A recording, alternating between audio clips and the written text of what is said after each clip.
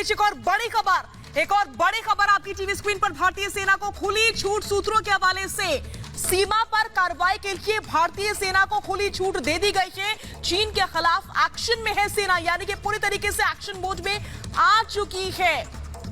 और हमारे साथ मेजर गौरव आर्या भी जुड़े हुए हैं। मेजर, जो कैबिनेट कमेटी है सिक्योरिटी अफेयर्स की, खुली छूट, भारतीय सेना को खुली छूट है कि वो अपने विवेक के हिसाब से सीमा पर जो हालात हैं ऊपर उस पर फैसला ले और कार्रवाई करे। देखिए, अगर खुली छूट ये पहले दिन दे देते, जो आज आप कह रहे हैं कि दे दी है, तो हमारी 20 जानें नहीं जाती यकीनन। और मुझे बहुत अफसोस है कि हमारे 20 भाई अब इस दुनिया में नहीं रहे। लेकिन मैं आपको एक बात कहना चाहता हूं, खुली छूट का क्या मतलब है? अगर खुली छूट का यह मतलब है कि भारतीय सेना अपने दिए हुए हथियार इस्तेमाल कर सकती है और वो उनको खुली छूट है, 14 कोर जो वहां पे 14 कोर कमांडर डिसाइड करेंगे, नॉर्दर्न आर्मी कमांडर डिसाइड करेंगे कि क्या एक्शन लेना है। अगर ये बात है तो फिर ठीक है, फिर मैं विश्वास करता हूं। और अगर खुली छूट दे दी, ये मैं आपको ऑन टीवी कह रहा हूं, ऑन रिकॉर्ड कह रहा हूं, 72 घंटे के बाद आप और मैं दोबारा मिलेंगे और फिर देखेंगे कितने चाइनीज हैं गलवान में। 72 घंटे।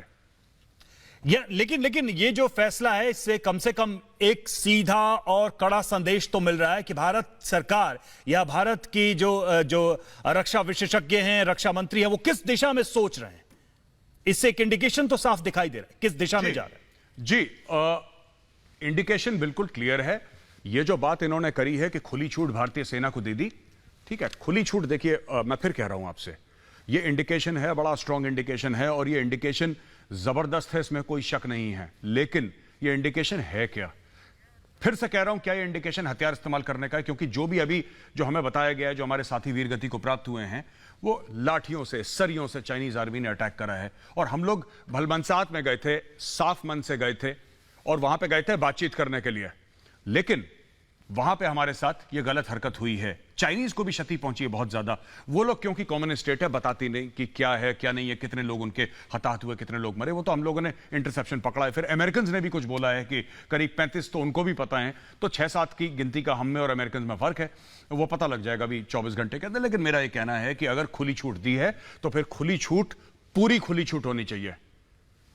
ऐश्वर्या कपूर हैं हमारे एडिटर, हमारे साथ। हम ऐश्वर्या कपूर का रुख करते हैं। ऐश्वर्या, ये जो बात चल रही है कि खुली छूट, साउथ ब्लॉक में अभी एक अहम बैठक शुरू हो चुकी है जिसमें सीडीएस शामिल हैं, जिसमें कि हमारे डिफेंस मिनिस्टर शामिल हैं और उसमें आर्मी चीफ, एयर चीफ और नेवी चीफ की भी बात लोग कह रहे हैं।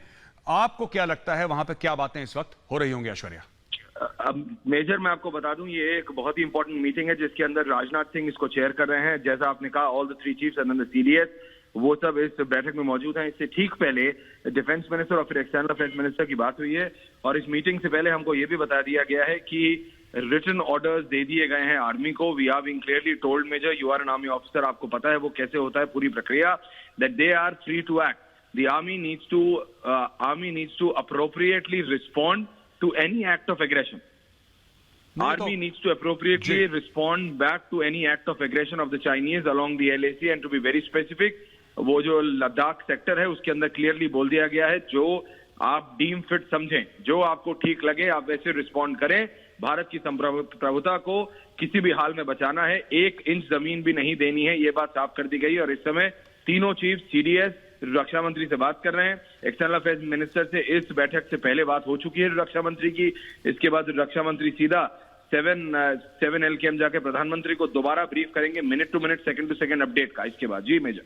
जी ऐश्वर्या, हमारे साथ अभी